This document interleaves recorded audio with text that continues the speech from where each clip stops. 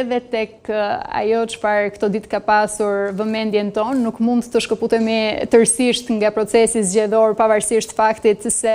në Tiranë kanë mbërritur lider nga e gjithë Europa. Ne kemi në lidhje të drejtë për drejtë kolegun Ervin Koçi për të na treguar se si po shkon procesi deri në mbylljen e kutive të fundit sa i takon edhe votës së diasporës fillimisht, por edhe ato që kanë mbetur nga votat preferenciale. Ervin, të përshëndes, si po shkon ky proces edhe pranë Komisionit Qendror të Zgjedhjeve në Parkun Olimpik ku ndodhesh?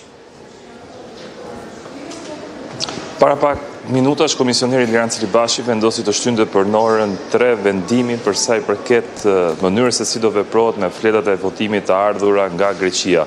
Duket se komisioneri dha sërish kohë numëruesve të partive politike që të vijojnë me mbylljen e shqyrtimit të gjitha fletëve të ardhur. Pasi këto momente që flasin, janë 10 tavolina të cilat po shqyrtojnë fletët e fundit të ardhura nga zhvetit nga për qarkun e Korçës,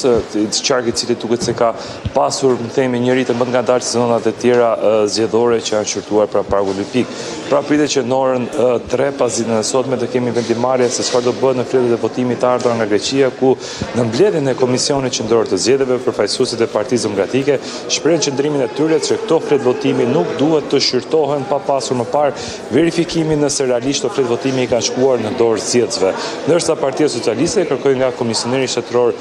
Liran Celibashi që të veprojë mbi autoritetin që ka për të urdhëruar grupet e numërimit për të shqyrtuar të gjitha fletët e votimit të ardhur nga Greqia, diçka e cila duket se do të jetë pika më e nxehtë e këtij procesi zgjedhor në fundin e tij, për shkak se ka mbetur edhe rreth diçka më shumë se 53.000 fletë votimi për të shqyrtuar